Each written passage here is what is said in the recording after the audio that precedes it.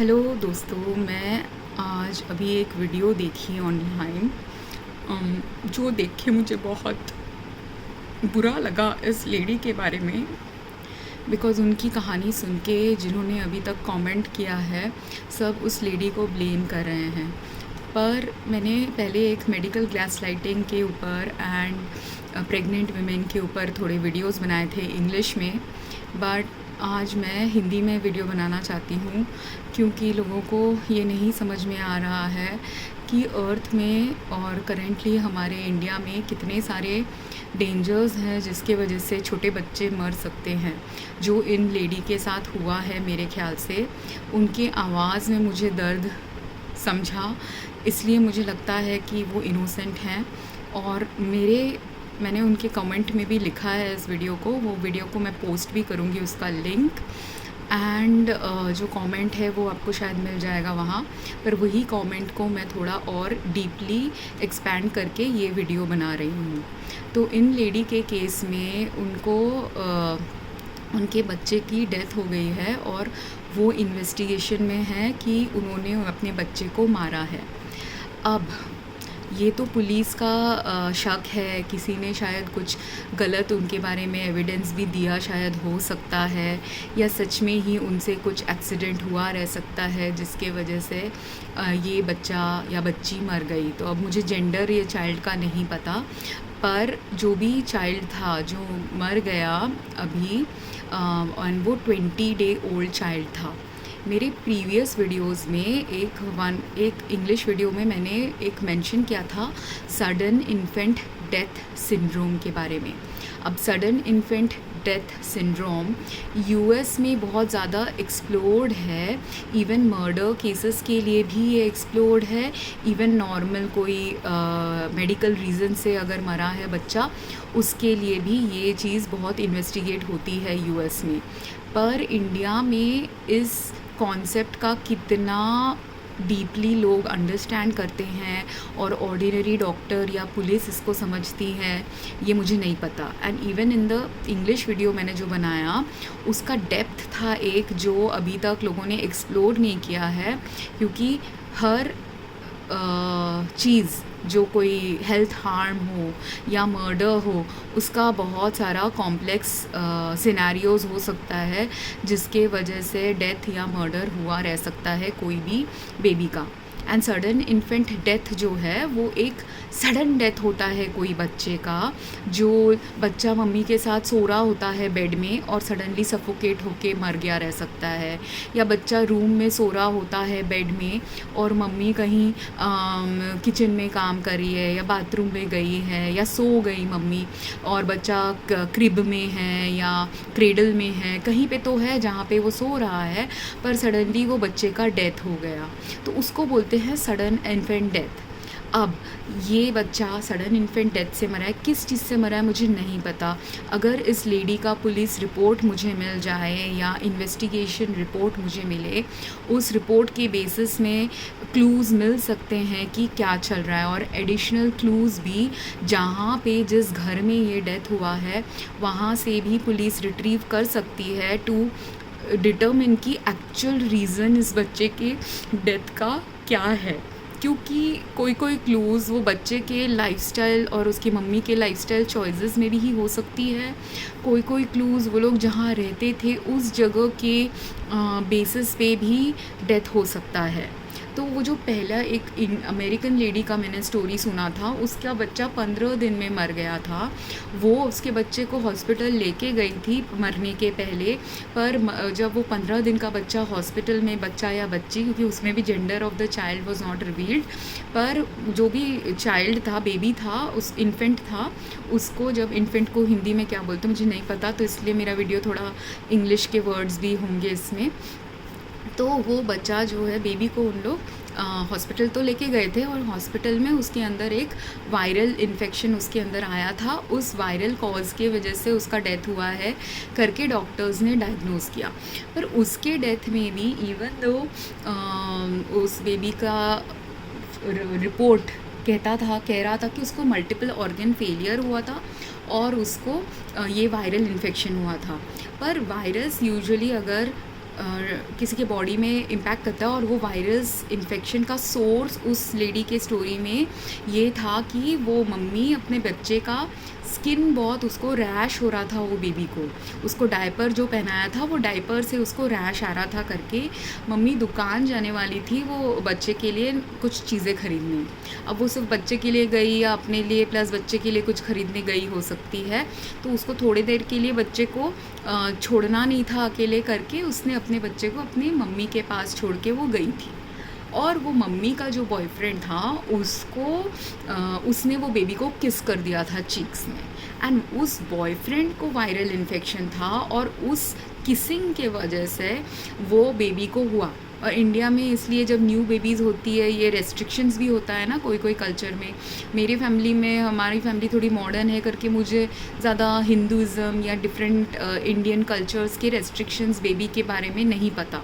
But mostly जो मैंने friend से सुना है, कोई लोग 20 दिन के लिए, कोई लोग 1-2 महीने के लिए बच्चे को किसी से मिलने ही नहीं देते। ऐसी चीज़ें यूएस में भी कभी कभी एडुकेटेड मदर्स और जिन लोग थोड़ा सेफ्टी प्रोन मदर्स हैं वो लोग भी करती हैं। वो लोग माएँ बच्चों को दूसरों से मिलने नहीं देती ताकि बच्चे को बाहर से इन्फेक्शन ना आए। तो वो माँ ने, तो डॉक्टर ने जब ये डायग्नोसिस दिया कि उसको इस बच्चे को वायरल इन्फेक्शन था, उन्होंने ये कंक्लूड कर दिया कि वो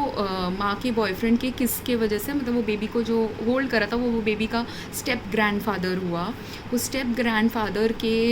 वायरल इन्फेक्शन के वजह से बेबी को भी वायरल इन्फेक्शन हो गया। पर वो बेबी अपने स्टेप ग्रैंड पेरेंट और ग्रैंड पेरेंट के घर बहुत कम देर के लिए था, कुछ आधा घंटे के लिए ही था वो बेबी। और फिर उसके बाद जब वो बेबी को फीवर जैसा कुछ आने लग गया तब इमीडिएटली मम्मी ने उसको रश कर दिया था हॉस्पिटल, और विदिन 2-3 घंटे वो बच्चा मर गया। तो वाइल जब वो हॉस्पिटल में टेस्टिंग उसका चल रहा था, क्योंकि टेस्ट रिपोर्ट्स भी यूजुअली मेडिकल टेस्ट रिपोर्ट्स जो ब्लड टेस्ट रिपोर्ट्स होते हैं, ऑर्गन डैमेज ये सब के भी जो ब्लड के और यूरिन के सैंपल्स, ये सब सैंपल्स लेके उन लोग टेस्टिंग करेंगे। वो रिजल्ट्स भी यूजुअली आते आते 2-3 घंटा लग ही जाता है कहीं पे भी, तो मिनिमम 2-3 घंटे लगते हैं उनके रिजल्ट्स आने में। तो उस वक्त मगर जब कुछ अनफोल्ड हो रहा है किसी बेबी के बॉडी में, अगर कुछ सीरियस थिंग उस बेबी के बॉडी में चल रहा है, तो वायरस जो है कभी कभी एक लास्ट अटैक भी उस बेबी के बॉडी में हुआ रह सकता है। तो इवन दो डॉक्टर ने तो कंक्लूड कर दिया कि वायरस वाज द कॉज उस बेबी के डेथ का, पर हिडन जो कॉजेज़ हैं, जो एक्चुअली अगर डॉक्टर्स उस बेबी का पैथोलॉजी करना चाहें, या ऐसा कोई भी बेबी बाद में जब अगर हॉस्पिटल में आए जिसके साथ ऐसे सडनली कुछ हो रहा है, जिसमें मल्टीपल ऑर्गन फेलियर्स दिख रहे हैं डॉक्टर्स को हॉस्पिटल्स में, तब क्या है कि ऐसा हो सकता है कि हाँ, हो सकता है कि कोई वायरस या बैक्टीरिया कोई प्राइमरी कॉज उनको दिखे कि इसके ऑर्गन डैमेज या हेल्थ प्रॉब्लम्स के लिए, बट कभी कभी ना साइमल्टेनियसली 2-3 अदर हेल्थ प्रॉब्लम्स भी कॉजेज़ हो सकते हैं किसी बेबी के हेल्थ डिटीरिएशन का या इवन डेथ का। और ये जो एंसिलरी फैक्टर्स था उस बेबी के इंस्टेंट में, वो ये था कि जो रैशेस होते हैं ना, ये मैंने खुद, क्योंकि मेरा बीच में अभी कैंसर प्री कैंसर स्टेज थोड़ा हाई था, मेरा थोड़ा ऑर्गन डैमेज ऑफ कोई ऑर्गन्स भी थोड़े दिनों के लिए टेस्ट रिपोर्ट्स में इंडिकेटर्स मेरे टेस्ट में है दिखाने के लिए कि मुझे ऑर्गन डैमेज भी कोई ऑर्गन्स का चल रहा है। क्यों चल रहा है ये, उसका भी रीज़निंग मुझे पता है, क्योंकि मैं एक फार्मेसी और केमिस्ट्री की पास्ट स्टूडेंट हूँ। मैं यूएस में फार्मासिस्ट का काम भी की हूँ, और जब मुझे इंडियन डॉक्टर से इसके बारे में गाइडेंसेस एंड सपोर्ट नहीं मिल रहा था, मुझे समझ में आया कि वाटर पोल्यूशन फैक्टर्स के वजह से, एयर पोल्यूशन फैक्टर्स की वजह से, खाने में पोल्यूशन की वजह से मुझे ऑर्गन डैमेज और प्रॉब्लम्स हो रहे थे। जैसे लिवर फेलियर हो रहा था, थोड़ा लिवर एंजाइम्स मेरे हाई हो गए थे, किडनी के भी थोड़े फंक्शंस मेरे ऑफ थे, मेरा हार्ट का फंक्शन भी ऑफ था। तो देखिए, मेरा ऑलरेडी 3 अनइवन मुझे ब्रीदिंग के प्रॉब्लम्स आ रहे थे, मेरा ब्लड में भी प्रॉब्लम था, तो मेरे ऑलरेडी 5 ऑर्गन सिस्टम्स में थोड़े फेलियर जैसे सिम्टम्स आने लग गए थे। क्यों? Majorly from air, water, food and also cloth pollution जो मेरे घर में डिटर्जेंट एंड अदर सोर्सेज के वजह से मुझे हुआ था। तो सिर्फ डिटर्जेंट नहीं, पेस्टिसाइड्स नहीं, केमिकल्स हम जो डेली लाइफ में यूज़ करते हैं, ये जो हम नहाते हैं, नहाने के बाद अगर शैम्पू यूज़ किया है, सोप यूज़ किया है, ये सारे केमिकल्स जो हम डेली लाइफ में यूज़ करते हैं, कि कोई अगर बहुत फैशन करता है तो स्प्रे करता है अपने बॉडी में, डिओ स्प्रे, आदमी लोग शेविंग के लिए शेविंग क्रीम, कलोन, ये सब यूज़ करते हैं। तो हर घर में हम लोग मॉडर्न लाइफ में, और घर साफ़ सफाई के लिए भी हम लोग क्या यूज़ करते हैं, हम लोग फिनाइल यूज़ करते हैं, लाइजॉल यूज़ करते हैं, ऐसे विम यूज़ करते हैं, प्रिल यूज़ करते हैं, हम लोग कितने सारे साबुन, साफ़ सफाई के केमिकल्स, कपड़े धोने के केमिकल्स, बॉडी को धोने के केमिकल्स, डिओड्रेंट, डिओ स्प्रे, परफ्यूम्स, सोप्स जिसमें बहुत सेंट होता है, शैम्पू, फेस वॉश जिसमें सेंट होता है, इतने सारे केमिकल वाले चीज़ें हम इस्तेमाल करते हैं। एटलीस्ट मिनिमम 10 से 20 चीज़ें, केमिकल्स वाली चीज़ें नॉर्मल एक average middle class family, India हो, यूएस हो, हर कंट्री में यूज़ करते हैं। अगर कोई पुअर पर्सन है, क्योंकि ये लेडी का क्लोथ्स देख के मुझे लगा वो कोई पुअर पर्सन है, लो सोशियो इकोनॉमिक स्टेटस की पर्सन है, तो वो लेडी जो और यूएस में जो लड़की थी वो लो सोशियो इकोनॉमिक स्टेटस की थी या मिडिल क्लास की थी, नहीं पता, पर उसकी कहानी से भी मुझे लगा वो low to middle socio economic status की ही होगी। इसीलिए लोग अपने पेरेंट्स को यूज़ करते हैं चाइल्ड केयर के लिए, नहीं तो उनके पास तो पैसे होते ना किसी को हायर करके हेल्प लेने के लिए। तो अगर जिसके पास, किसी के पास पैसे दे के हायर करके हेल्प करने के लिए पैसे नहीं है और उनको चाइल्ड केयर चाहिए, वो क्या करेंगे, वो अपने पेरेंट्स पे, फैमिली पे, फ्रेंड्स पे ही डिपेंडेंट होंगे। और वो वॉलमार्ट भी गई थी, तो वॉलमार्ट भी मोस्टली कौन फ्रीक्वेंट करता है यूएस में, अगेन जो लो सोशियो इकोनॉमिक स्टेटस के हैं, मिडिल क्लास के हैं, वो लोग ही ज़्यादा वॉलमार्ट जैसे जगह शॉपिंग करने जाते हैं। तो उसका क्या है, और इस चीज़ का भी असर ये है कि जो लो कॉस्ट रिटेलर्स होते हैं हमारे कंट्री में and globally, low cost retailers हमेशा हाई क्वालिटी प्रोडक्ट्स या क्वालिटी कंट्रोल प्रोडक्ट्स के नहीं देखते। और सेकेंड थिंग जो है, विमेंस हेल्थ हो, बेबी हेल्थ हो, बहुत सारे women health, baby health, elderly health के प्रोडक्ट्स, जैसे डायपर, बेबी डायपर्स भी होता है, एडल्ट डायपर्स भी होता है, विमेन का पीरियड पैड्स होता है, ये पीरियड के जो पैंट्स भी होते हैं, ये सब निकला है आजकल मार्केट में। और मैंने लास्ट 5 से 10 साल में इंडिया में भी और यूएस में भी दोनों टाइम ऑब्ज़र्व किया था कि कुछ जो लो कॉस्ट स्टोर्स के प्रोडक्ट्स थे उसमें सेंट बहुत हाई होता था। और अब तो इंडिया में लो कॉस्ट के, मैं बहुत सारे ब्रांड्स को ट्राई की हूँ पीरियड्स के लिए, और मैं अपना पीरियड के प्रोडक्ट ज़्यादा टेस्ट करती हूँ, पर कभी कभी बिकॉज मुझे स्किन एलर्जीज़ बहुत होते थे, मैं बेबी प्रोडक्ट्स भी टेस्ट करती थी और यूज़ करती थी। जैसे मुझे स्किन एलर्जी ज़्यादा था तो मैं बेबी वाइप्स यूज़ करती थी बहुत सालों से, क्योंकि यूएस में हम बाथरूम में toilet paper and wipes use करते हैं ना, तो वैसे मैं इंडिया में कभी कभी बेबी वाइप्स अपने साथ ट्रैवल के वक्त यूज़ करती थी, अपने घर में भी कभी कभी यूज़ करती थी। पीरियड्स होने पे मैं बेबी वाइप्स यूज़ करती थी वाइप करने के लिए, क्लीन रखने के लिए। और ना ही सिर्फ बेबी वाइप्स यूज़ करती थी, मैं baby shampoo and baby face wash, ये सब भी, बेबी पाउडर एंड लोशन भी पहले यूज़ करती थी। 10 साल ऐसे हो गए हैं जब से वो जॉनसन्स का केस आने के भी बहुत साल पहले से मैं खुद से जॉनसन्स के पहले बेबी लोशन यूज़ करती थी, पर उससे भी मुझे एलर्जी आने जब लग गई थी, तब 10-15 साल पहले मैंने जॉनसन्स का बेबी लोशन यूज़ करना बंद कर दिया था। पर मैं जॉनसन्स की बेबी लोशन तो यूज़ करना बंद कर दी, पर मैं जॉनसन्स और हिमालया के बहुत प्रोडक्ट्स बहुत सारे साल ऐसे रेगुलरली थोड़ा थोड़ा ख़रीदती थी अपने लिए ही, क्योंकि मेरा स्किन बहुत सेंसिटिव था। तो मैं सेंसिटिव, और बेबी के प्रोडक्ट्स टेक्निकली तो लेस टॉक्सिक होने चाहिए हम सब इंसानों के लिए, पर ये जो बेबी प्रोडक्ट, स्पेशली वो बेबी का स्किन, क्योंकि न्यू स्किन है, नया बेबी है करके सारे कंपनीज ट्राई तो करते हैं कि ये प्रोडक्ट्स एथिकली वो बनाएं,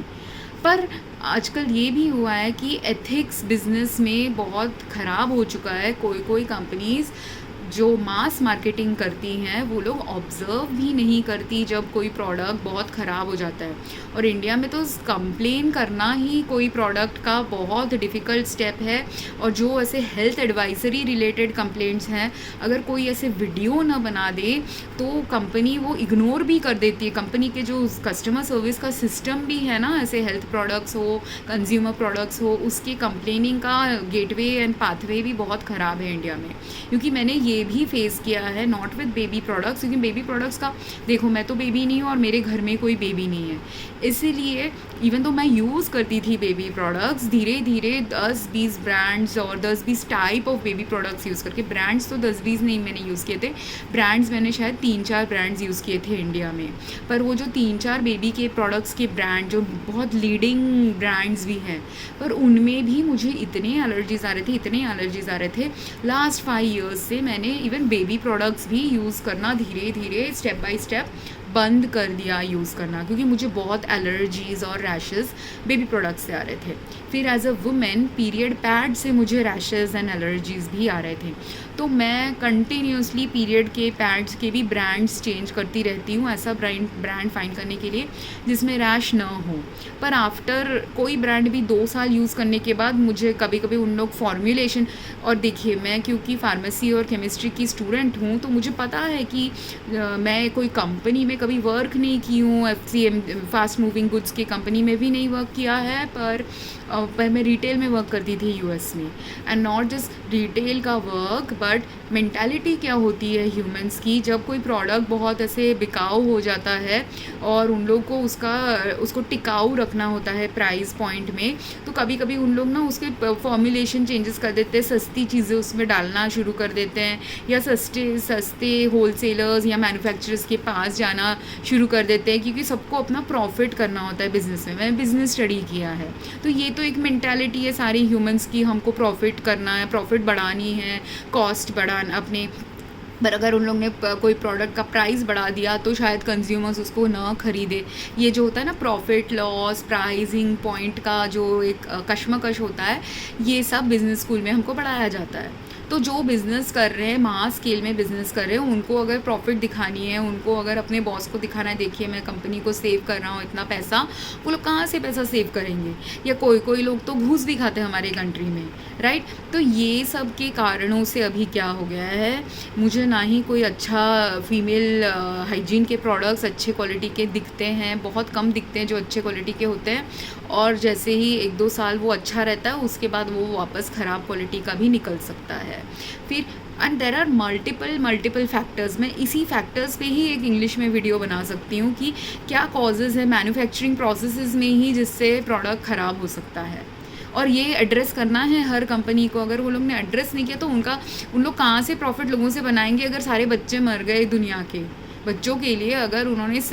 मैं ऐसे बहुत हार्श स्टेटमेंट दे रही हूँ, पर जा तो रही है दुनिया उसी में। अगर बच्चों के सेफ्टी के लिए अपने राइट प्रोडक्ट्स ही नहीं बनाए, वो बच्चा अभी 10 कंपनी है, 10 कंपनी का प्रोडक्ट एक बेबी भी आजकल यूज़ कर सकता है। बेबी का डायपर होगा, टैल्कम पाउडर होगा, सोप होगा, शैम्पू होगा, बेबी क्लोथ्स होगा, बेबी का क्रिब या क्रेडल है तो क्रेडल एंड क्रिब का ब्लैंकेट्स होगा, पिलोज़ होगा, सोप्स होगा वो बेबी क्लोथ्स को क्लीन करने का। इतने सारे प्रोडक्ट्स एक सिंपल बेबी पे खर्चा होता है इतना सारा। और जो पुअर है शायद वो ठीक है इतना 10 प्रोडक्ट नहीं यूज़ करेगा, पर अगर वो पुअर इंसान भी एटलीस्ट मिनिमम 2 या 3 प्रोडक्ट तो यूज़ करेगा ही करेगा। बेबी फार्मूला भी है, ये भी यूज़ होता है बेबीज़ पे, और मैंने बेबी फार्मूलाज भी खाया है रिसेंट टाइम्स में, क्योंकि मैं इतनी कैंसर से बीमार थी और मेरे पास तभी एनर्जी नहीं थी जाके। कभी कभी अगर मार्केट में मैं इंश्योर जाके ख़रीदने गई, उनके पास इंश्योर का स्टॉक नहीं था, तो मैं इंश्योर की जगह या मैंने पहले तो कम्प्लान बूस्ट ये सब ट्राई किया, पर कम्प्लान बूस्ट से मुझे प्रॉब्लम्स आ रहे थे। उनके अंदर भी कुछ ना कुछ केमिकल्स था जिससे मेरा कैंसरस कंडीशन वर्सन हो रहा था या मुझे इरिटेशन हो रहा था। मुझे बहुत सारे एलर्जीज़ एंड बहुत सारे हाई रिस्क ऑफ बहुत सारे प्रॉब्लम्स चल रहे थे मुझे हेल्थ के। एक मैं बताऊंगी तो उसका भी एक लंबा लिस्ट है, उसके बारे में भी मैंने बहुत सारी वीडियोस बनाए। पर बिकॉज मेरा हेल्थ इतना वीक था, मैं खाना भी नहीं ठीक से खा पा रही थी और मेरे घर में करेक्ट खाना आ नहीं रहा था, मेरी कुक को समझाना कि इस खाने को ठीक से कैसे बनाना है, वो मेरे पास एनर्जी नहीं थी किसी को समझाने की कि ये ऐसे बनाओ। और जब मैं अकेली रहती हूँ, जब ये कुक मेरे डैड के घर की है, जब मैं मेरे डैड भी सपोर्ट नहीं करते ये सब चीज़ें, और जब मैं अपने खुद के घर रहती हूँ, खुद के घर में मेरा ना ही कोई कुक था, मैं खुद ही अपने लिए खाना बनानी थी। पर जब आप इतने वीक होते हो, खुद के लिए नहीं खाना बना सकते, तो आपके पास ऑप्शन क्या है? या तो आपके लिए, अगर आपके घर में कोई ऑल्टरनेटिव सोर्स है, कुक है वो खाना बनाए, कोई फैमिली है वो खाना बनाए। मेरे पास ऐसा कोई नहीं है, तो मेरे को बाहर से भी बहुत बार खाना पड़ा। पर वो बाहर का खाना खा के भी लोग बीमार पड़ते हैं, तो मैं उसमें बहुत केयरफुल हूँ। अगर बाहर के खाने में मुझे थोड़ा सा भी कुछ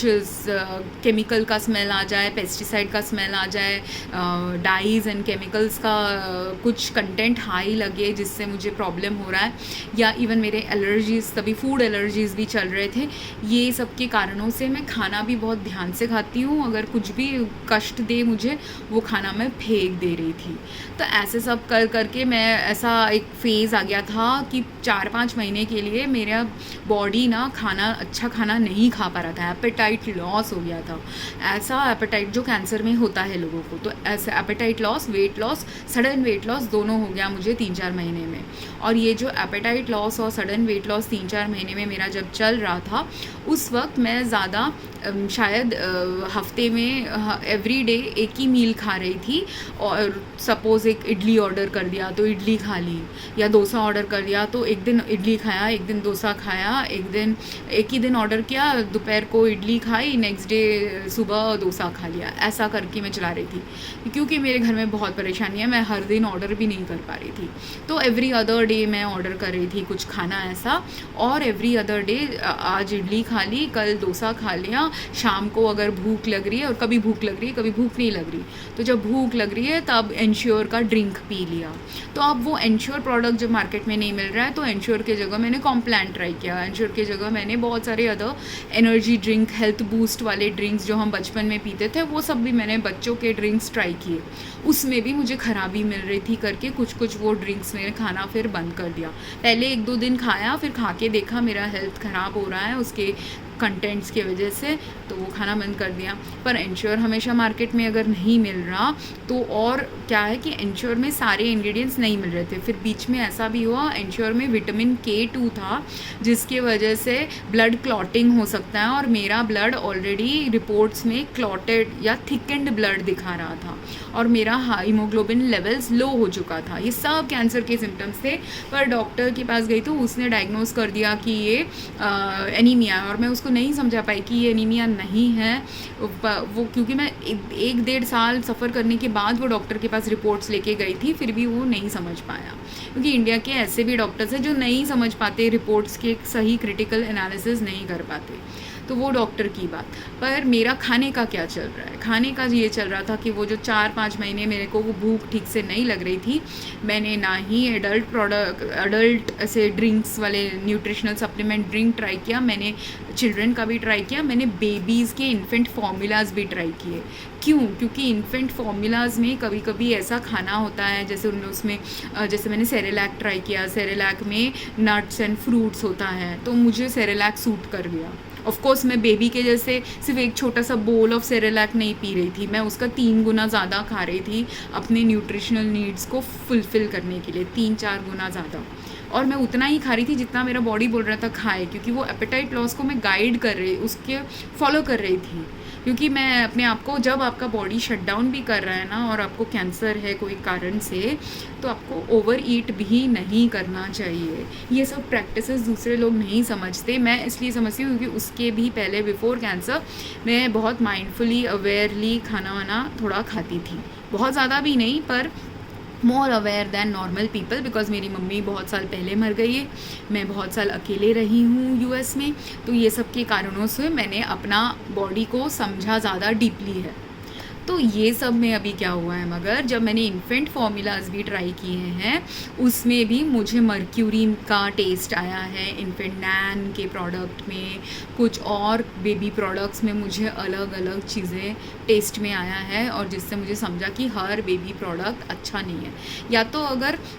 उसमें मर्क्यूरी का स्मेल नहीं आ रहा, फ़िश का स्मेल आ रहा है, और मैं फ़िश नहीं खाती, तो उन लोग ने क्योंकि DHA और ये सब जो न्यूट्रिएंट्स हैं उसके कंटेंट को बूस्ट करने के लिए फ़िश सोर्स यूज़ किया है ये प्रोडक्ट में। Same thing shellfish source use किया था एंश्योर में, और मुझे सेलफिश एलर्जी थी, तो बीच में एंश्योर मिल भी रहा था मार्केट में, तो मैं वो नहीं खा पा रही थी क्योंकि उसमें सेलफिश था, और सेलफिश से सेलफिश एलर्जी एंड ये सब डेटा कुछ उन लोग प्रोडक्ट में लिखते ही नहीं है लेबल्स में। और आप अभी सोचिए, ये एक नया बेबी बॉर्न हुआ है, से वो बेबी का सेलफिश एलर्जी है उसको,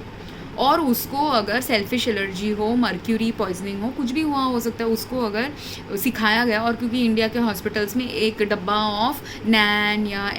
बेबी प्रोडक्ट फॉर्मूला कोई ना कुछ चीज़ हॉस्पिटल दे देती है बेबी के साथ, तो सपोज़ अगर उसके हॉस्पिटल ने उसको दे दिया था और उसके हॉस्पिटल में ना भी दिया हो, घर वाले भी तो हम यूज़ करेंगे ना बेबी को खिलाने के लिए सप्लीमेंटल चीज़ें बोलती हैं, स्पेशली किन को बोलेंगे, जो वुमेन पुअर है, और ये वुमेन बहुत थिन भी दिखती हैं, राइट। तो वो थिन वुमेन है, पुअर सोशियो इकोनॉमिक स्टेटस की लेडी हैं, तो उनके साथ तो और भी डॉक्टर भेज देंगे एक फ्री कुछ चीज़ कि बेबी को खिला दो आप ये चीज़, है ना, क्योंकि ये नॉर्म है इंडिया का। कोई कोई लोग वो करेंगे, कोई कोई ये भी करेंगे कि जो नया बेबी आया है करके कोई गिफ्ट में दे देंगे, क्योंकि ये मैंने एक बार किया था कि मेरे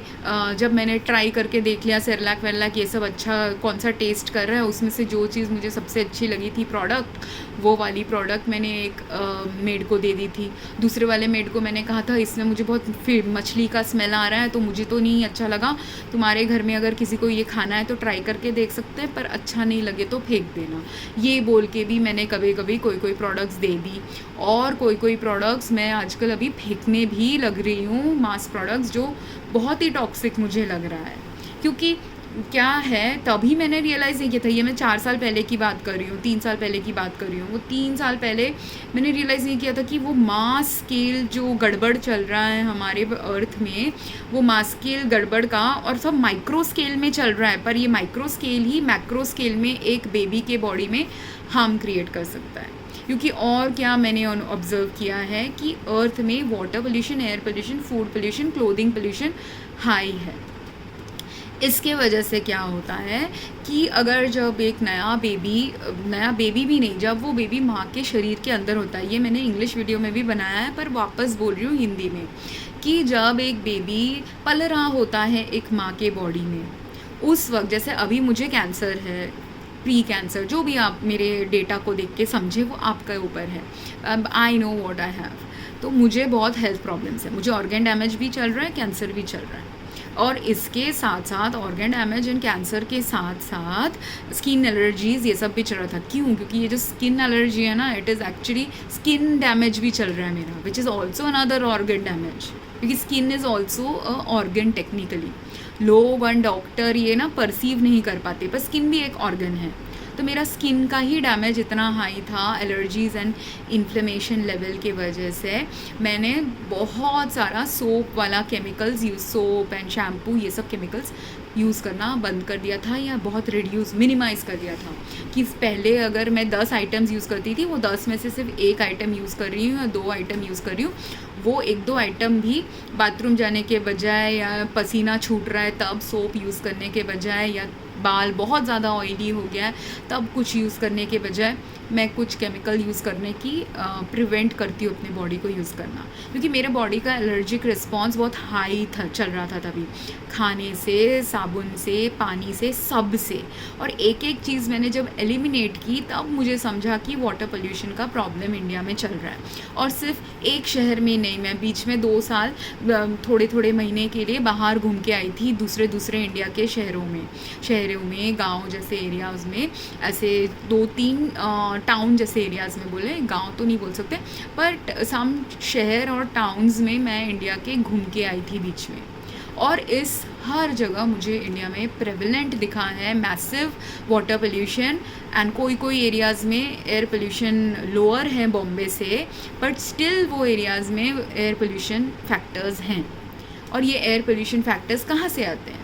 कोई फैक्टर्स ये हैं कि आपने अपने गाड़ी का PUC ठीक से नहीं कराया। PUC का आप सर्टिफिकेट तो शायद ले लें, पर अगर आपने एक्चुअली आपकी गाड़ी का मैकेनिकल चीज़ें, फ़िल्टर्स ये सब करेक्ट नहीं किया है, एयर पोल्यूशन आपकी गाड़ी से फिर भी होगा। आपको सर्टिफिकेट मिलने से आपका गाड़ी फ्री नहीं हो जाता है इंडिया में पोल्यूशन फ्री। पोल्यूशन फ्री तब होता है जब कोई करेक्ट मेंटेनेंस करता है अपने गाड़ी के। तो बहुत सारे, जहाँ मैं टूरिस्ट डेस्टिनेशंस ही गई थी बहुत सारे, तो टूरिस्ट डेस्टिनेशंस में तो और भी ज़्यादा पीक टूरिस्ट सीज़न में, या अगर वो लेज़ी वाले टूरिस्ट एरियाज़ हैं, मतलब वहाँ के एम्प्लॉयज़ इतना दिमाग नहीं लगाते, अपने काम को ध्यान से नहीं करते, तो बहुत लोग हैं जो ऐसे पुअर कंडीशंस में अपने व्हीकल्स को ऑपरेट करते हैं, जिसके वजह से एयर पोल्यूशन बहुत हाई होता है व्हीकल पोल्यूशन से ही। फिर कुछ तो व्हीकल पोल्यूशन से हाई होता है एयर पोल्यूशन, कुछ एयर पोल्यूशन लोग अपने गाड़ियों में ये डालते हैं, पेस्टिसाइड्स डालते हैं, घरों में पेस्टिसाइड्स डालते हैं, पेड़ों में पेस्टिसाइड्स डालते हैं, जो नेशनल फॉरेस्ट हैं, नेशनल मॉन्यूमेंट्स हैं, क्योंकि राजस्थान में मैं बहुत ऐसे नेशनल मॉन्यूमेंट्स और नेशनल फॉरेस्ट वैसे एरियाज़ में भी गई थी। हर जगह एयर पोल्यूशन हाई है। राजस्थान में तो बहुत ही हाई है, बहुत ही हाई है। वहाँ के लोग कैसे सर्वाइव कर रहे हैं, मैं कभी कभी मतलब हैरान हूँ। बहुत वहाँ के लोग डिजीज़्ड हैं, ये भी मुझे दिख रहा था उनके फिज़िकल हेल्थ स्टेटस से ही, कि बहुत सारे लोग राजस्थान में भी दिखा। और सबसे ज़्यादा डिज़ीज़ तो मुझे मध्य प्रदेश में लगा। मैं मध्य प्रदेश में एक दिन से ज़्यादा रह नहीं पाई, मैं डर के मारे वहाँ से निकल गई, क्योंकि वहाँ का तो एयर वाटर पोल्यूशन इतना हाई, खाना भी इतना ख़राब था जिस एरिया में मैं गई थी। ऐसा हो सकता है कि, और है मध्य प्रदेश में उन लोग ऑर्गेनिक फार्मिंग कर रहे हैं, इसलिए मैं मध्य प्रदेश गई थी। वहाँ के मुझे कोई ऑर्गेनिक फार्मर्स से थोड़ा मिलना था, पर उनसे मेरा कांटेक्ट नहीं बन पाया ठीक से, कि उन लोगों को मुझसे बात नहीं करनी थी, और उनको मैं जो इस पोल्यूशन के बारे में अवेयरनेस देना चाह रही थी, उनको वो फ़ायदे का लगा नहीं, तो इसलिए उनसे मिलना भी नहीं हुआ। और फिर इवन दो वहाँ पे उन लोग ऑर्गेनिक फार्मिंग कर रहे हैं, बट मध्य प्रदेश में अगर बहुत सारी इंडस्ट्रियल चीज़ें भी चल रही हैं मेरे ख्याल से, और वो एक ऐसा पार्ट ऑफ इंडिया है जहाँ पे, अगर जिस स्टेट में मैं गई थी वहाँ पे rivers I think are highly polluted, और इसी के कारण से हाई पोल्यूशन अगर रिवर का है, मैं समर टाइम में भी गई थी, तो अंडरग्राउंड वाटर सप्लाई का कॉन्सेंट्रेशन ऑफ केमिकल लेवल बहुत हाई होता है समर में, तो ये सब मिला के हमारे हेल्थ का बहुत हार्म करता है। तो इससे क्या होता है, अभी सपोज़ अगर मैं एक लेडी, मैं बीमार ऑलरेडी हूँ, या मैं पुअर सोशल इनकम से हूँ, तो मैं ज़्यादा ठीक से खाना वाना नहीं खा रही, या बीमारी के वजह से मैंने ठीक से न्यूट्रिशन नहीं लिया, मेरे बॉडी में तो ऑलरेडी न्यूट्रिशनल डेफिशिएंसी चल रही है। पर न्यूट्रिशनल डेफिशिएंसी के साथ साथ अगर पोल्यूशन भी है एयर वाटर फूड का, तो जो केमिकल्स होते हैं वो पोल्यूशन वाले, वाटर पोल्यूटेड अगर एनवायरनमेंट है, तो मेरे घर का पानी ख़राब रह सकता है। और अगर वो कोई रिच पर्सन नहीं है, तो उसके पास तो कोई फिल्ट्रेशन सिस्टम नहीं होगा वो पानी का, वो और उन लोग जो गरीब लोग हैं उनका, जो मैं बहुत सारे गरीब लोगों से भी बात की, जो लोग ड्राइवर्स हैं, मे बी उन लोग उतने गरीब नहीं है जितने कोई गरीब होते हैं इंडिया के, से उन लोग लोअर मिडिल क्लास लोगों से मैंने बहुत बात की है जब मैं ट्रैवल करती थी। तो उनसे भी मेरे को समझ में आया कि ये जो लोअर मिडिल क्लास के हो या सच में गरीब वाले ड्राइवर्स हों, वो ड्राइवर्स का तो परसेप्शन ये है, और इंडिया में मेरे मेड्स का भी, सबका परसेप्शन ये है कि हम बॉयल कर देंगे पानी तो ठीक है, या हम एक्वागार्ड का पानी पी लेंगे, या तो हम बॉटल वाटर पी के करेंगे। पर इन तीनों में भी बहुत सारा हेल्थ हार्म है, हिडन हेल्थ हार्म, जो मैं एक और वीडियो में बनाऊंगी। पर अगर आपका पानी ख़राब है कोई भी कारण से, तो वो पानी आप अगर डेली पी रहे हो, तो क्या हो रहा है, आपके बॉडी में ना हेल्दी सेल्स नहीं ग्रो हो पा रहे, क्योंकि आप तो कंटेमिनेटेड पानी पी रहे हो, और वो कंटेमिनेटेड पानी में ही अगर आप नहा भी रहे हो, उसी कंटेमिनेटेड पानी में अगर आप, कंटेमिनेटेड मतलब केमिकल पोल्यूशन कंटेमिनेटेड, मैं वो बैक्टीरिया पोल्यूशन के बारे में, वायरल माइक्रोबियल पोल्यूशन के बारे में नहीं बोल रही, मैं केमिकल और फिज़िकल पोल्यूशन के बारे में बोल रही हूँ। और अगर केमिकल और फिज़िकल पोल्यूशन अगर आपके वाटर में है, तो तब क्या होगा, वो अगर सपोज़ आपने इतना बहुत सालों से, और ये मैंने ऑब्ज़र्व ही किया है जो जगह गई हूँ, गोवा में जैसे बहुत सोप्स एंड मतलब सोप रिलेटेड क्लेंजिंग एजेंट ज़्यादा वहाँ के रिजॉर्ट्स में यूज़ होता है, क्योंकि वो बीच रिजॉर्ट्स हैं, राइट, बीच रिजॉर्ट्स, बीच होम स्टेज़, ये सब हैं। गोवा में सब बीच में स्विमिंग के लिए जाते हैं या वॉक के लिए जाते हैं, तो वो जो एक्टिविटीज़ करके आते हैं बीच से, उसके बाद आपके क्लोथ्स वो सब सैंडी हो जाते हैं, तो होटल्स भी मेंटेनेंस के लिए बहुत सोप्स यूज़ करती हैं, ह्यूमंस भी नहाने के वक्त सोप, शैम्पूज़, फेस वॉशेज़ ये सब ज़्यादा यूज़ करेंगी। प्लस वो बीच टाउन है करके लोग सनस्क्रीन भी ज़्यादा यूज़ करते हैं, तो वहाँ के पानी में ये सब केमिकल्स का प्रेवलेंस है करके वो पानी में अगर, और जब क्योंकि मेरे पास तभी प्री कैंसर स्टेजेस था, तो वो प्री कैंसर स्टेजेस में जिस भी दिन पानी का उनका केमिकल पोल्यूशन हाई था, उस दिन मुझे थोड़े हेल्थ के प्रॉब्लम्स हो रहे थे। या जिस रिज़ॉर्ट में सबसे ज़्यादा पानी का पोल्यूशन है या होम स्टे में पानी का पोल्यूशन है, वो जगह मुझे सबसे ज़्यादा प्रॉब्लम हो रहा था। वहाँ के जगह पानी में नहाने में कष्ट हो रहा था, क्योंकि क्या हो रहा है, मैं नहा रही हूँ तो वो मेरे बॉडी में एब्जॉर्ब हो रहा है, और नहाने से सिर्फ नहीं एब्जॉर्ब हो रहा, वो लोग वही पानी डायरेक्टली हमारा, क्योंकि इंडिया का टेंडेंसी है कि हम तो टैप वाटर से लेके खाना बनाते हैं, तो उसी टैप वाटर में आपने वो टैप वाटर को आपने बॉयल कर दिया, बॉयल करके ये सोचा, और उसी बॉयल आपने दाल बना दी सपोज़, या आपने खिचड़ी बना दी, आपने कुछ भी बनाया। इंडियन हर कुकिंग में पानी बहुत यूज़ होता है, कोई भी कंट्री का कुकिंग हो, और हेल्दी कुकिंग में हम पानी सबसे ज़्यादा यूज़ करते हैं। तो हेल्दी कुकिंग में या तो खाने को धोने के लिए पानी यूज़ करते हैं, या तो खाने को बॉयल करने के लिए पानी यूज़ करते हैं। तो पानी इतना यूज़ होता है कि वो पानी वाला ही अगर मैं सूप पीऊँ, और उस सूप में वो अभी सोप वाला सूप है, तो मैंने तो सोप पी लिया इनफैक्ट, और हर दिन हम पी रहे हैं, हम माइक्रो अमाउंट में पी रहे हैं, पर वो जो माइक्रो अमाउंट में ही अगर मैं पी रही हूँ, शायद पानी में थोड़ा सा से 1 ml 1 लीटर के पानी में 1 ml ही सोप है शायद, पर वो जो 1 ml भी सोप है, वो 1 लीटर का पानी का दाल बना रहे हैं, उसको जब बॉयल कर रहे हैं, वो 1 लीटर अभी सपोज़ 500 लीटर में बन गया, हमने उसको गाढ़ा दाल बनाया। तो जब ये गाढ़ा दाल मैंने बनाया है, वो 1 ml का सोप तो अभी और थिकन हो गया उस दाल में, और वही सोप मेरे बॉडी में मैंने खाया है, और सपोज़ मैं हर दिन खा रही हूँ ऐसे ही सोपी पानी, तो मेरे बॉडी में तो एक रिस्पॉन्स आएगा ना इवेंचुअली ओवर टाइम, जब मेरे बॉडी का अगर ऐसे ही बहुत सारे सोप वाले खाना खा के मैं बीमार हो गई हूँ, या उसी सोप वाले पानी में नहा भी रही हूँ, खा भी रही हूँ, तो क्या हो रहा है, एलर्जी डेवलप हो रहा है मेरे बॉडी में। सिर्फ एलर्जी नहीं, ऑर्गन सिस्टम डैमेज भी डेवलप हो रहा है, डिपेंडिंग ऑन ये सोप्स और केमिकल्स कहाँ जाके मेरे बॉडी में बाइंड हुए हैं। अगर ये मेरे ब्लड में बाइंड हुए हैं, जो हुआ है, ये मैं अभी प्रूफ कहाँ से लाऊं, उसके लिए मुझे एक्सपेरिमेंट करना पड़ेगा, बट ये एक्चुअल रियलिटी है कि मेरा बॉडी जब भी थोड़ा भी ज़्यादा सोपी पानी में है या कुछ, में बॉडी में ब्लड सर्कुलेटरी सिस्टम का डिसरप्शन हो रहा है, ब्लड सर्कुलेटरी सिस्टम के फंक्शंस के डिसरप्शन के ही वजह से मुझे ब्रीदिंग प्रॉब्लम्स, कार्डियक प्रॉब्लम्स और ऑर्गन डैमेज प्रॉब्लम्स आ रहे हैं। ये मैंने ऑब्ज़र्व कर लिया है, बहुत सालों से ऑब्ज़र्व किया है, और जब वो सोपी वाटर नहीं है, क्लीन वाटर है, तो तब मुझे ये सब प्रॉब्लम्स कम हो जाते मेरा क्योंकि कार्डियक लोड थोड़ा हाई है, और मैं ये वीडियो कितने देर बना पाऊँगी मुझे नहीं पता, पर मुझे शायद 2 पार्ट वीडियो बनाना पड़ेगा। पर इस लेडी के केस में, या इवन वो जो 15 दिन का बच्चा मर गया जिसको ऑर्गन फेलियर, जिसके टेस्ट में दिख ही गया था, ये ऑर्गन फेलियर अगर आपके बॉडी में केमिकल कंटेंट्स भी बहुत हाई हैं पोल्यूशन के पैरामीटर्स की वजह से, जो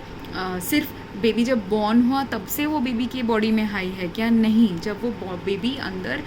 फीटस था वुमेन के बॉडी में, जब वो प्रेग्नेंट थी, उस वक्त ही अगर वो जहाँ रह रही थी वहाँ पे बहुत वाटर पोल्यूशन, एयर पोल्यूशन ये सब था, उसके खाने में भी अगर पोल्यूशन था, ये सब खाना वाना खा के, पानी वानी पी के, इस पानी में नहा के,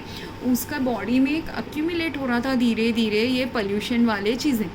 और सिर्फ उसके बॉडी में नहीं एक्यूमुलेट हो रहा था, उसके बेबी के बॉडी में भी एक्यूमुलेट हो रहा था, क्योंकि माँ जो खा रही है, माँ जिस चीज़ से एक्सपोज्ड है, वही वो बेबी भी एक्सपोज्ड है। और उसके बाद वो बेबी जब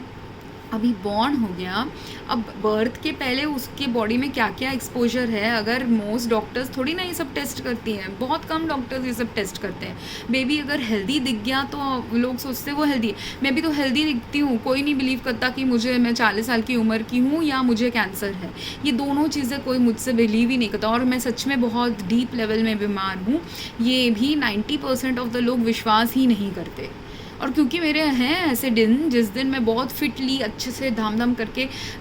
नॉर्मल फिट इंसान की तरह वॉक करके मैं ग्रोसरी स्टोर जाके आ सकती हूँ, पर कोई कोई ऐसे भी दिन है जब मैं अच्छे से वॉक करके नहीं जा सकती, स्ट्रांगली वॉक करके नहीं जा सकती, धीरे धीरे वॉक करके जाती हूँ क्योंकि मेरे मसल्स इतने वीक हो गए, मेरे को क्योंकि मेरे न्यूट्रिशनल एब्जॉर्प्शन ही कम है अभी राइट नाउ, क्योंकि मेरा सर्कुलेटरी सिस्टम डिसरप्टेड है,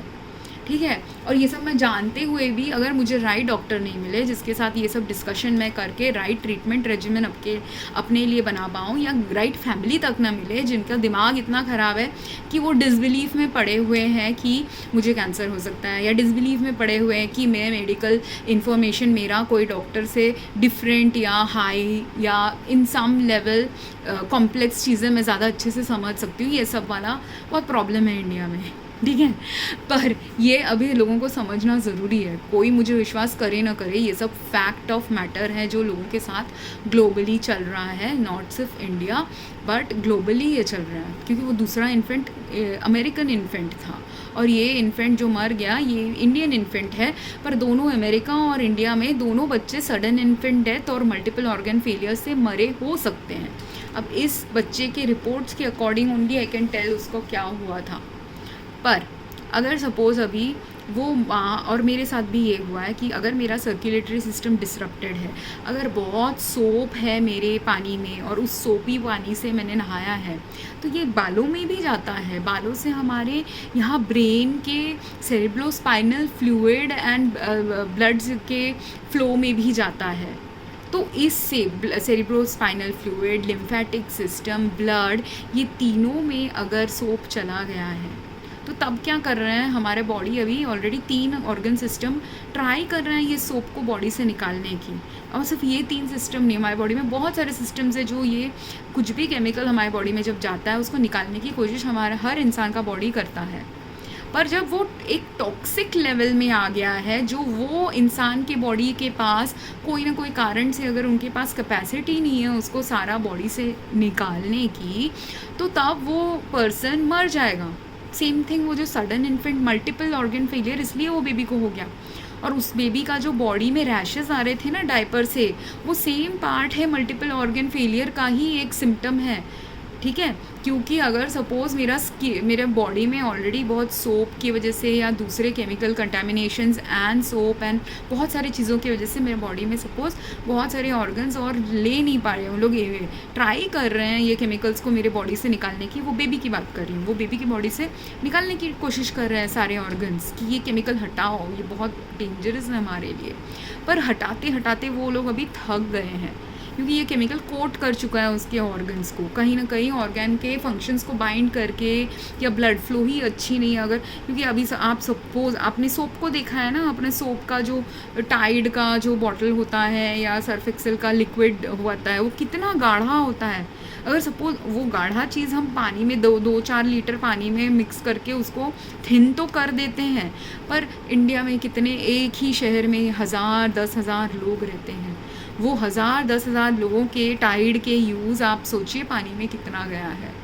तो उतना गाढ़ा कोई है पुणे के पानी में मुझे गाढ़ापन बहुत हाई लगा, कोई शहरों में पानी बहुत गाढ़ा हो चुका है, कोई शहरों में पानी में सोप लिटरली ऐसे सोपी पानी ही दिखता है। पर ये सब का असर ये है हमारे बॉडी में वो धीरे धीरे एक्यूमुलेट हो रहा है, जम के ऑर्गन डैमेज क्रिएट कर सकता है, सर्कुलेटरी सिस्टम डैमेज क्रिएट कर सकता है, स्किन ऑर्गन का भी डैमेज कर रहा है, जिसकी वजह से अगर स्किन में आपका डैमेज चल रहा है जो मेरा चल रहा है, मैं कुछ भी स्किन सेंसिटिव चीज़ें यूज़ करना बंद कर चुकी हूँ। मैं ईयरिंग्स नहीं पहनती क्योंकि गोल्ड ईयरिंग से भी मुझे एलर्जी चल रही है। मैं और पहले मुझे कोई एलर्जी नहीं थी, ये मेरे लास्ट 4-5 सालों से मुझे चल रही है। और बीच में मेरा जब मैं थोड़ा सा हेल्थ मेरा रिकवर हो गया था तब मुझे गोल्ड का एलर्जी भी नहीं था, तो बीच में मैंने थोड़ा मेरे ट्रैवल्स में 1-2 बार गोल्ड ज्वेलरी भी पहनी है। पर अगेन ना जब मेरा एलर्जी रिस्पॉन्स हाई हो गया मेरे बॉडी में, वापस ना आफ्टर 1-2 महीने गोल्ड वेयर करने के बाद वापस एलर्जी जब चालू हो गई मुझे निकाल देना पड़ा। सेम वे वो जो पीरियड पैड्स है, कोई एक अच्छा ब्रांड मुझे मिल गया, अगर उसने कोई सेंट नहीं डाला, कुछ नहीं डाला, तो मैं बहुत साल वो ब्रांड्स यूज़ कर सकती हूँ, बहुत महीने यूज़ कर सकती हूँ। पर जैसे ही उसमें ना सेंट वेंट डालते हैं, आजकल डायपर्स में भी डालते हैं, कुछ हर चीज़ में डालते हैं सेंट, तो वो जो सेंट होती है, सेंट अगर आपका बॉडी ऑलरेडी टॉक्सिक लेवल पे है, वो इंसानों के बॉडी में तो सबसे ज़्यादा ऑर्गन डैमेज क्रिएट कर सकता है। जिसका बॉडी थोड़ा कम लेवल टॉक्स्ड है, उसको तो इरिटेशन भी नहीं आएगा, एलर्जी भी नहीं आएगा, कुछ नहीं आएगा। पर जिसके बॉडी में वो सच में हार्म क्रिएट करना चालू कर चुका है, वो धीरे धीरे वो हार्म क्रिएट करेगा। तो वो 15 दिन का बेबी, इसलिए डायपर, उसका organ damage actually realistically speaking mother के लाइफ के सर्कमस्टांसेस के वजह से ही वो उसका ऑर्गन डैमेज चल रहा था। इनफैक्ट वो मदर भी, she should go and get checkup, उसका घर का पानी भी चेकअप कराना चाहिए, ये जानने के लिए कि उसके घर के पानी में, जिस घर में वो प्रेगनेंसी के वक्त रह रही थी और जिस घर में उसने वो बच्चे का परवरिश कर रही थी 15 दिनों के लिए, वो दोनों घर,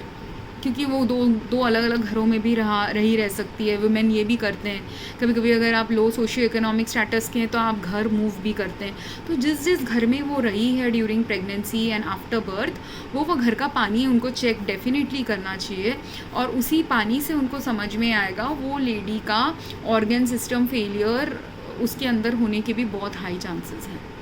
तो वो लेडी को ये करना चाहिए एक्चुअली, और नॉट जस्ट वो लेडी, वो एरिया की म्यूनिसिपैलिटी को भी धीरे धीरे ये सब चीज़ों पे, और डॉक्टर्स को भी ये सब चीज़ों पे रिसर्च करना पड़ेगा। सेम थिंग इंडिया में भी यही, इस लेडी के साथ जिसको अभी अक्यूज़ किया गया है कि उसने उसके बेबी का मर्डर किया है,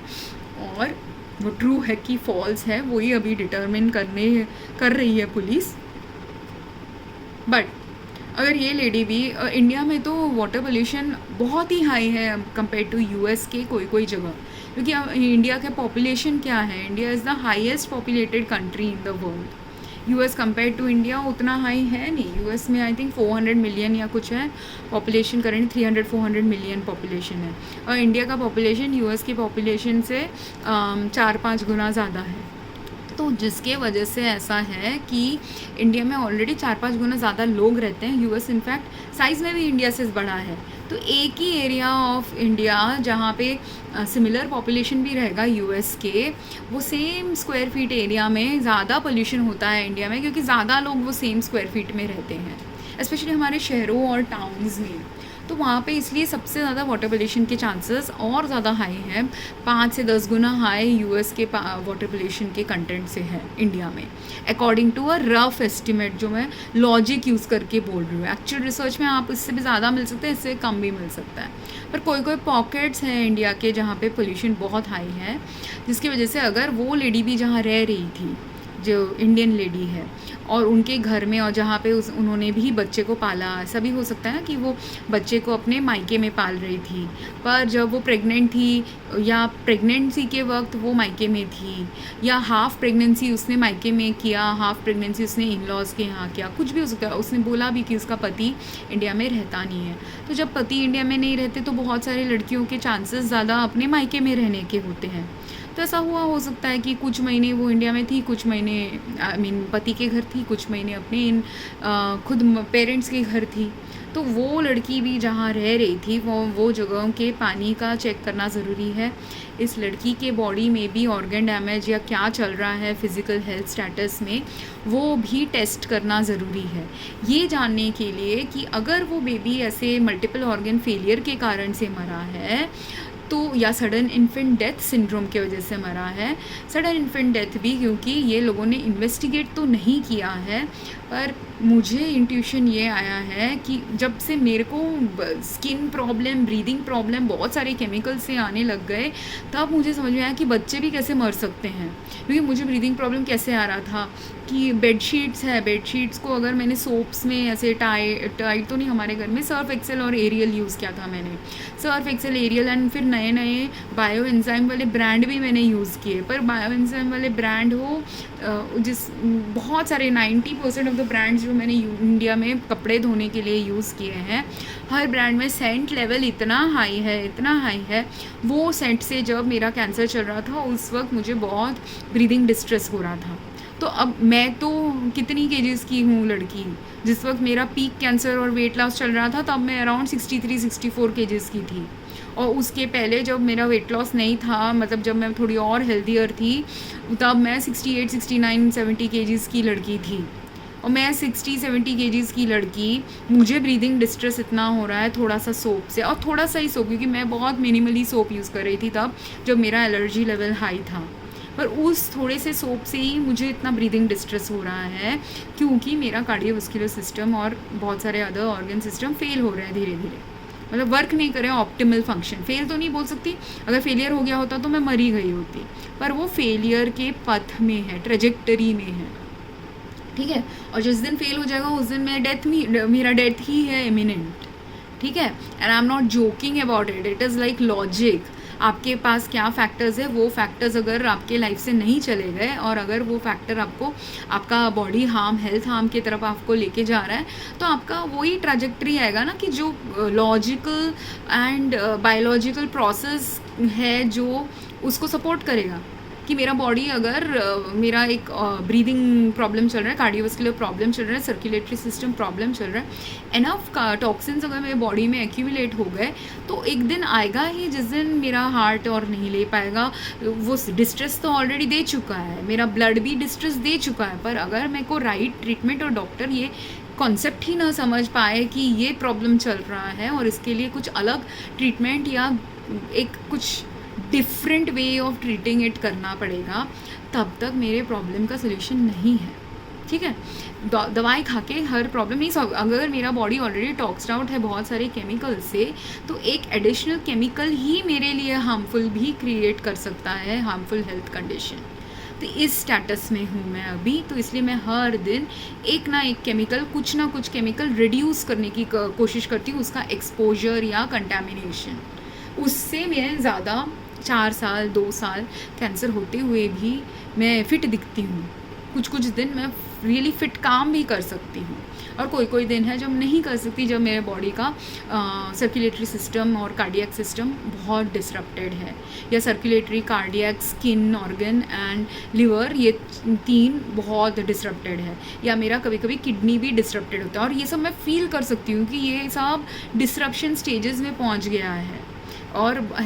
मैंने सब फील नहीं किया है, मेरे ब्लड रिपोर्ट्स में भी ये आ चुका है रिपोर्ट्स में, कि मुझे है एक्चुअल ऑर्गन डैमेज, मुझे है एक्चुअल कैंसर, मुझे है एक्चुअल ऑर्गन डैमेज के प्रीवियस स्टेप्स के इंडिकेटर्स, ठीक है। तो वो और ऑर्गन डैमेज से ही नेक्स्ट स्टेज आता है ऑर्गन फेलियर का। तो मैं अभी ऑर्गन डैमेज स्टेज में हूँ। अगर ये केमिकल्स मेरे बॉडी में बढ़ते रहे तो एक दिन ऑर्गन डैमेज से ऑर्गन फेलियर होगा, और उस दिन जब ऑर्गन फेलियर होगा, अगर बहुत सारे ऑर्गन्स एक साथ फेल कर गए, मैं मर जाऊँगी, ठीक है। तो it's not like I am making a joke और आई एम जस्ट बीइंग फेशिटियस, जो एक इंग्लिश टर्म होता है, वैसा नहीं है, ये रियलिटी है। और ये रियलिटी एक्चुअली हर इंडियन की है, बहुत सारे इंडियंस की है। इट्स जस्ट दैट बहुत सारे इंडियंस समझ नहीं पा रहे, बहुत सारे ग्लोबल सिटीजन्स की भी यही रियलिटी है। और ये रियलिटी का ही सबसे ख़तरनाक चेहरा बेबीज़ के हेल्थ में आ रहा है, क्योंकि मैं जब 60-70 केजी की लड़की ये केमिकल पोल्यूशन ले नहीं पा रही, एक 5-6 केजी का बेबी ले पाएगा क्या ये पोल्यूशन? वो 5-6 केजी का हो, 1-2 केजी का हो, कितना लेवल छोटा है मुझसे, 10-20 गुना छोटा बेबी सेम पोल्यूशन ले पाएगा। और वो भी वही पोल्यूशन से जा रहा है, वो भी अगर वही बिस्तर में सोए, जिस चादरों को, हर चीज़ हमारे इंडिया में तो हम एक साथ धोते हैं ना, हम अगर बाई भी धोए, मशीन भी धोए, कोई भी धोए, एक इंसान धोए, हम जो सोप यूज़ करते हैं यूजुअली सेम सोप ही यूज़ करते हैं कपड़े धोने के लिए। बच्चों का सोप हो, अगर पुअर पर्सन है वो तो सेम ही सोप यूज़ करेगा हर चीज़ धोने के लिए। कोई रिच पर्सन है वो ही यूज़ करेगा बेबी के लिए अलग फॉर्मूला धोने का, और नॉर्मल इंसान के लिए अलग केमिकल यूज़ करने का, बेडशीट धोने का। पर मोस्ट एवरेज इंसान हम सेम केमिकल ही यूज़ करते हैं अपने बेड्स को क्लीन रखने के लिए। एंड इनफैक्ट जैसे मैं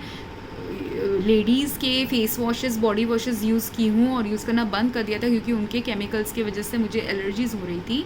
तब मैं बेबी प्रोडक्ट्स यूज़ करती थी। बट बेबी प्रोडक्ट्स में भी आजकल इतने केमिकल्स होते हैं, कुछ केमिकल्स से मुझे हेडेक होता था, तो मैंने वो बेबी प्रोडक्ट्स यूज़ करना बंद कर दिया। कुछ कुछ बेबी प्रोडक्ट्स के केमिकल से मुझे रैशेज़ आ रहे थे, तो वो यूज़ करना बंद कर दिया। ठीक है। तो और जो बेबी के डायपर से, ये बेबी को जो डायपर से एलर्जी हुई, उसकी मम्मी ने सोचा ऐसा भी हो सकता है उसको डायपर से भी एलर्जी हो रही थी, बेबी वाइप से भी एलर्जी हो सकती है, बेबी टैल्क से भी एलर्जी हो सकती है। तो ये सब जो केमिकल्स मुझे इतना परेशान कर रहा है, मैं 4 साल से परेशान होके बैठी हुई हूँ उसका।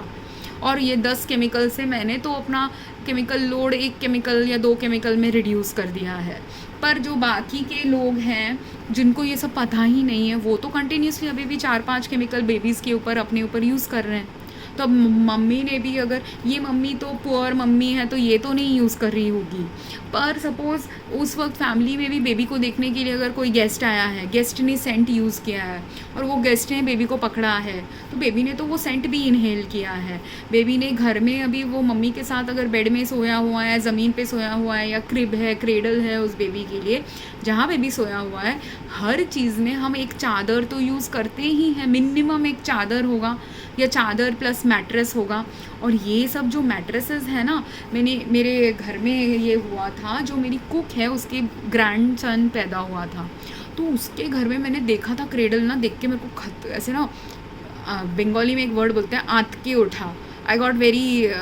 आश्चर्यचकित नहीं बोले, शॉक्ड, इंग्लिश में इट्स शॉक्ड, हिंदी में क्या बोलेंगे, मैं बहुत ऐसे ये हो गई कि मेरे सोल से आया कि ये डेंजर है। क्यों है वो डेंजर? उसने ना बेबी का जो क्रेडल है, क्रेडल के लिए उसने तो प्यार से अपना ग्रैंडसन है करके एक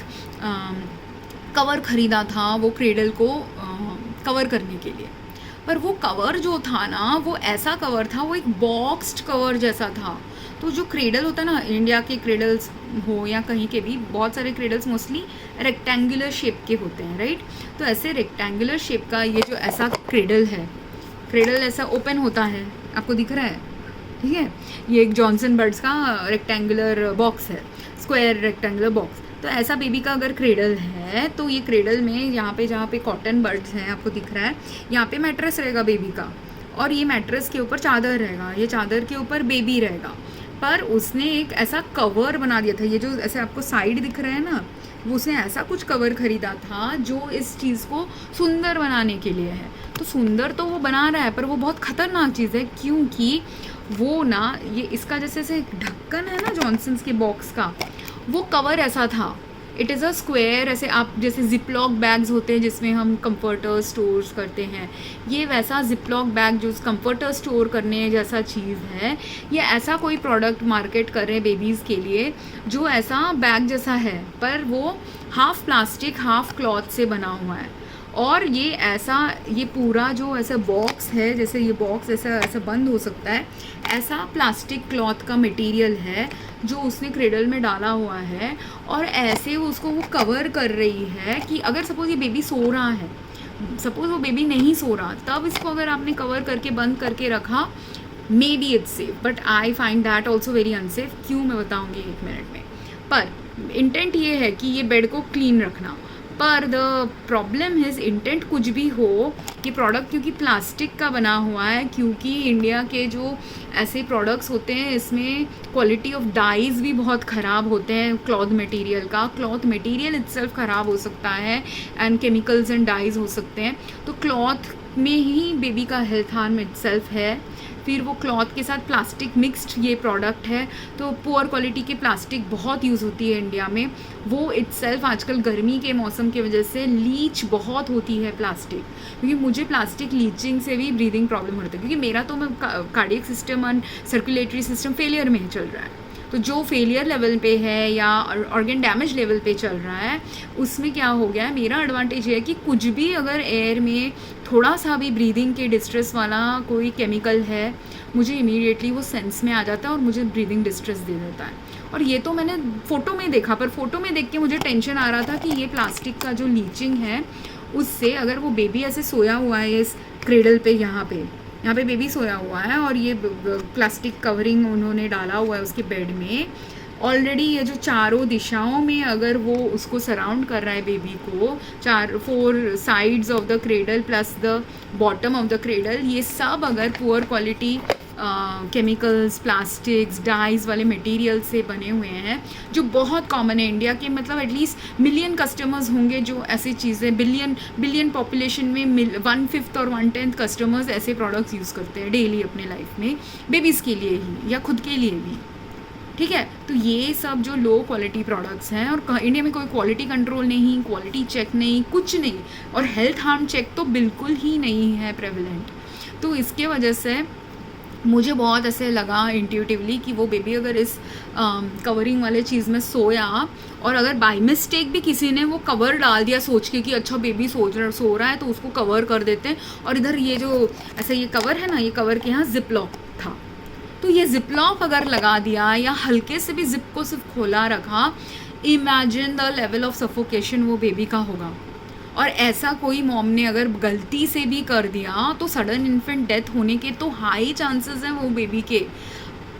स्पेशली अगर सिर्फ ये प्लास्टिक एंड डाई एंड कपड़े से नहीं उसको ब्रीदिंग प्रॉब्लम हो रहा है, उसको ऑर्गन डैमेज भी चल रहा है, मल्टीपल सिस्टम ऑर्गन फेलियर भी चल रहा है, बिकॉज वो कंटिन्यूसली ऐसे पानी में उसका इन्फेंट फॉर्मूला बन रहा है, या उसकी मम्मी ही ऐसे पानी वाले पोल्यूशन वाले घर में रहती हैं जहाँ पे उन लोग दोनों ही जब पानी पी रहे हैं पानी में से केमिकल उनके बॉडी में जा रहा है, तो हर एक केमिकल उनके बॉडी को धीरे धीरे ख़राब कर रहा है, और इसीलिए वो 20 दिन में वो बच्चा मर गया रह सकता है। ऐसे ही अगर गलती से भी अगर किसी ने इसको कवर मार दिया और ऐसे वाले बेड में वो बेबी सो रहा था, और इंडिया में तो मॉस्किटो नेट्स भी बहुत यूज़ होते हैं बच्चों के ऊपर, तो ऐसा टाइप मॉस्किटो नेट भी होता है प्लास्टिक के, तो वो प्लास्टिक का नेट अगर किसी बेबी के ऊपर लगा दिया है और मम्मी सो गई और बेबी भी सो गया, मम्मी को तो कुछ याद नहीं रहेगा ना जब वो उठी होगी, और वो बेबी अगर ब्रीदिंग लॉस से मर गया है, रेस्पिरेटरी डिस्ट्रेस से मर गया है। कभी कभी रेस्पिरेटरी डिस्ट्रेस किस वे से हुआ है उससे आप डिटरमिन कर सकते हो फोरेंसिकली कि किस वे से उसका रेस्पिरेटरी डिस्ट्रेस हुआ था। वो ब्रीदिंग डिस्ट्रेस फ्रॉम सफोकेशन जो हुआ है, there are 2-3 kinds of suffocation. एक सफोकेशन वो जो कोई मम्मी ने अगर गला घोट दिया है बेबी का, तो अगर आपके रिपोर्ट में ऐसा लिखा हुआ है कि सफोकेशन से ये बेबी मरा, पर कौन सा सफोकेशन ये भी क्लैरिफाई करना ज़रूरी है, क्योंकि वो बेबी, मैं तो सफोकेशन, मेरे को बहुत सफोकेशन होता है, ब्रीदिंग डिस्ट्रेस होता है, किससे कि ये जो केमिकल्स है, कांस्टेंट केमिकल मैं इनहेल कर रही हूँ, उससे मेरा ना रेस्पिरेटरी ट्रैक खुद से ऐसे चोक हो जाने का उसको मन कर रहा होता है, तो मेरे को ऐसा ब्रीदिंग डिस्ट्रेस चल रहा है। रेस्पिरेटरी ट्रैक्ट, लंग्स, ये सब ना बोल रहे हैं ये केमिकल से बाहर निकालो, बाहर निकालो। तो अगर कुछ एड्रीनलिन एक्टिविटी करती हूँ, जैसे मेरे घर में बहुत झगड़े होते हैं आजकल, तो मैं बहुत चिल्ला के बात करती हूँ, तो वो एड्रीनलिन की वजह से थोड़ा सा केमिकल ज़ोर ज़ोर से चिल्ला रही हूँ, तो केमिकल मेरे लंग से बाहर निकल रहा है, तो इसकी वजह से मेरे को थोड़ा रिलीफ मिल जाता है। कभी कभी मैं मेडिसिन ले सकती हूँ, पर मेडिसिन से क्या होगा, रेस्पिरेटरी डिस्ट्रेस अगर डिटेक्ट हुआ है और डॉक्टर ने मुझे कुछ रेस्पिरेटरी डिस्ट्रेस के लिए मेडिसिन दे दी, वो रेस्पिरेटरी ट्रैक्ट को खुला तो रख देगा वो मेडिसिन, पर वो इवन तो मेरे लंग्स को और रेस्पिरेटरी ट्रैक्ट को चोक होने नहीं देगा। वो केमिकल अगर मेरा मेन प्रॉब्लम है, तो वो केमिकल तो मेरे बॉडी में एक्यूमुलेट हो के मेरा दूसरा ऑर्गन डैमेज कर देगा ना,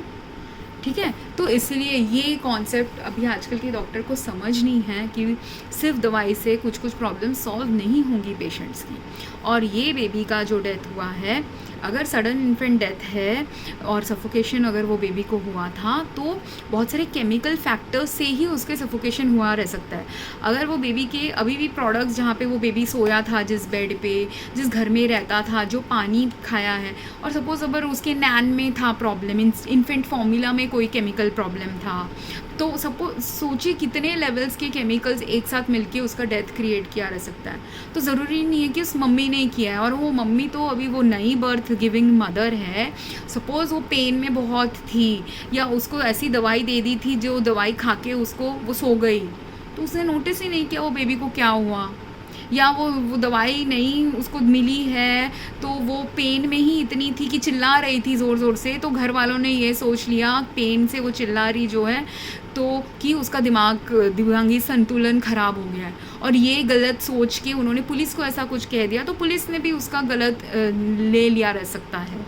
है ना। तो वो इनोसेंट है कि नहीं, अगर इन्होंने वो बेबी के इन्फेंट फॉर्मूला को टेस्ट किया, जहाँ वो रह रहा था वहाँ के पानी को टेस्ट किया, जहाँ वो मदर प्रेग्नेंट होके रह रही थी वहाँ के पानी को टेस्ट किया, जिस जिस घर में वो रह रही थी, जो जो चादरें उसने यूज़ की है, बेबी ने यूज़ की है, ब्लैंकेट, कंफर्टर, जो भी चीज़ें यूज़ की थी वो बेबी ने और मदर ने, क्योंकि मदर का हेल्थ हमेशा डायरेक्टली बेबी के हेल्थ को इम्पैक्ट करता है। क्योंकि अगर वो नर्सिंग मदर थी, ब्रेस्ट फीडिंग मदर थी, एंड इवन इफ़ वो nursing mother, breast feeding mother नहीं थी,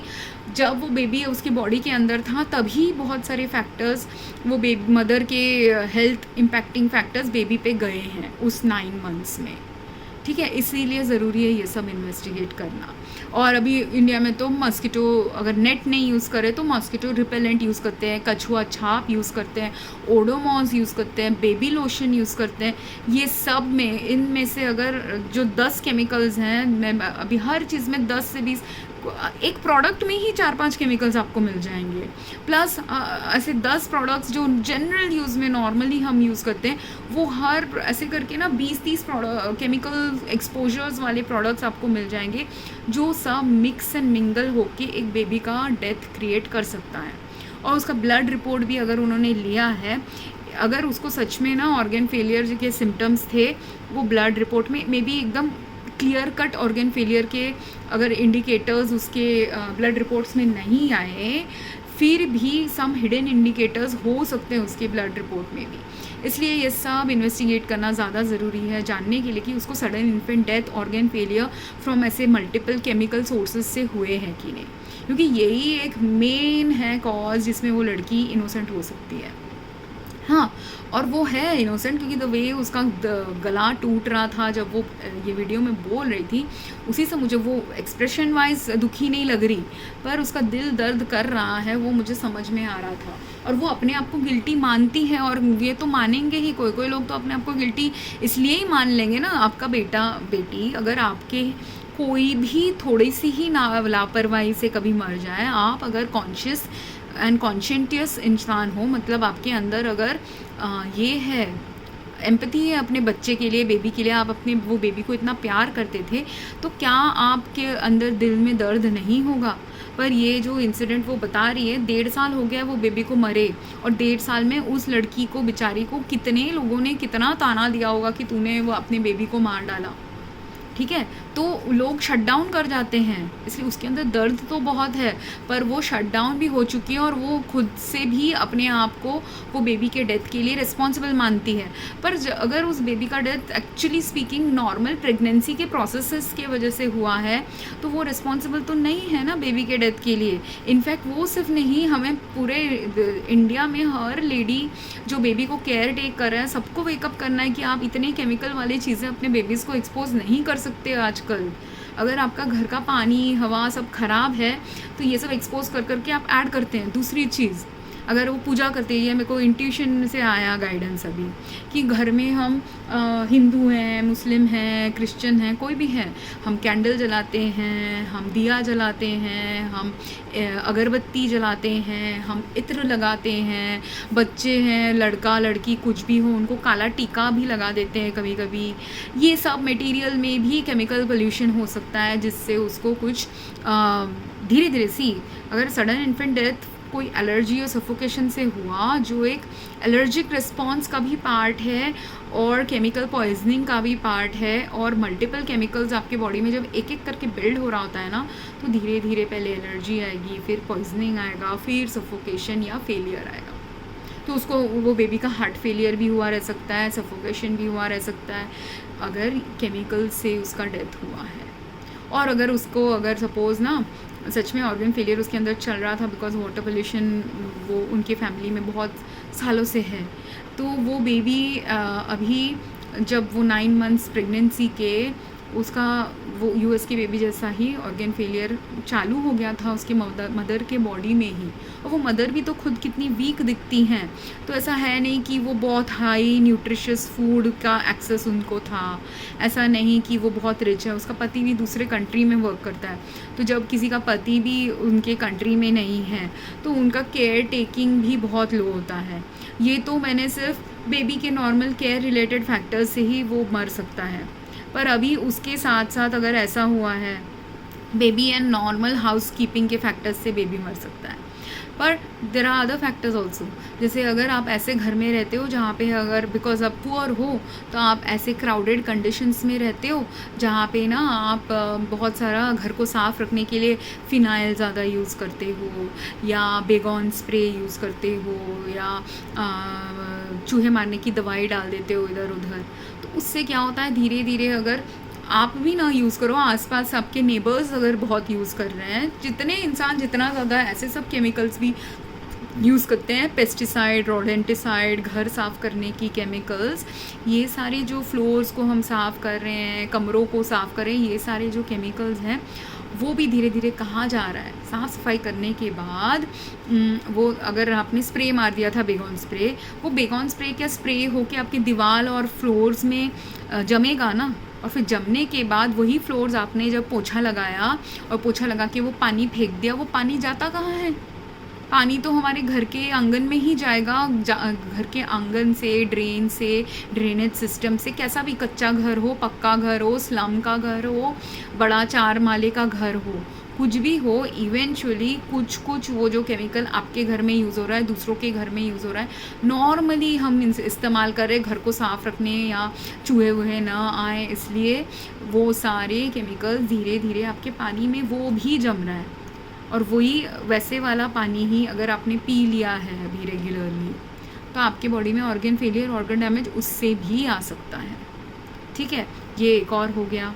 फिर थर्ड चीज़ ये है कि आपके बहुत सुंदर बच्चे अगर पैदा हुए हैं, बहुत अच्छा लड़की पैदा हुई है, बहुत सुंदर दिखती है, कोई अगर जलन में आके आप पे काला जादू कर दे या आपको ऐसे दवाई खिला दे जिससे आप सो जाएं और आपके बेबी को किसी ने हार्म कर दिया, ये भी हो सकता है। ये बहुत रेयर केसेस में होगा कि इतना टॉक्सिक कोई पर्सन आपकी लाइफ में हो, पर किसी किसी के इंसान की लाइफ में ऐसे लोग भी हो सकते हैं जो डेलिबरेटली आपके आपका अगर बेटा पैदा हुआ, जलन की वजह से बेटे को कुछ खिला दिया गलत, ये भी हो सकता है। या आप जब सो रहे हो आपने तो ट्रस्ट कर लिया कि आपके पेरेंट्स आपके बच्चों को देखेंगे, सपोज़ आप पेरेंट्स के घर रह रहे थे, या आप अकेली लड़की हैं जो इन लॉज के साथ भी नहीं रहती, पेरेंट्स के साथ भी नहीं रहती, आप सिर्फ पेन में चिल्ला रही थी, चिल्ला के आप तो सो गई पर वो बेबी अभी इधर उधर क्रॉल कर रहा था रूम में। पर अगर सपोज़ वो बेबी अगर इन्फेंट होते हुए भी अगर पुअर अगर पर्सन है तो वो तो ज़रूरी नहीं है उनके पास क्रेडल भी थी, वो तो ज़मीन में भी सो सकते चादर लगा के। अगर वो चादर लगा के ज़मीन में सो गए हैं और वही ज़मीन पे फ़िनाइल बहुत लगी हुई थी, कोने पे मच्छर और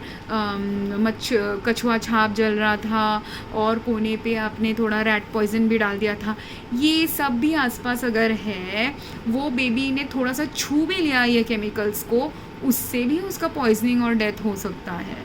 तो हाँ है कि ये मदर की लापरवाही है, पर इंडिया में तो एडुकेशन ही नहीं है ये सब चीज़ों के बारे में। एक पुअर पर्सन के पास भी एडुकेशन नहीं है, रिचेस्ट पर्सन के पास भी ये चीज़ सब हेल्थ हैज़र्ड्स के एडुकेशन ही नहीं है।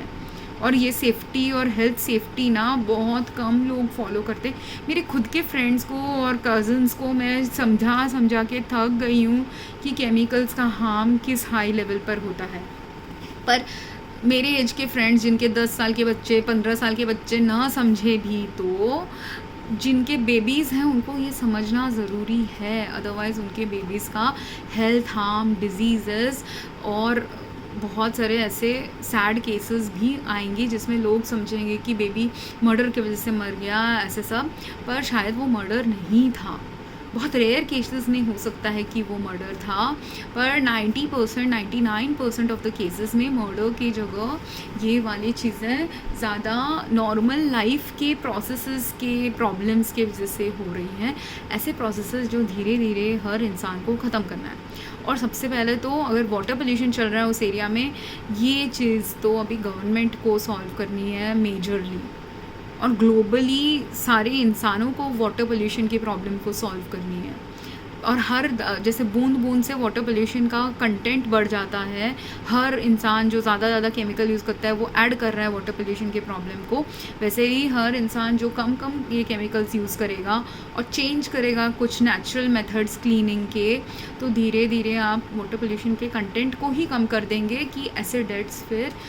होना कम होगा।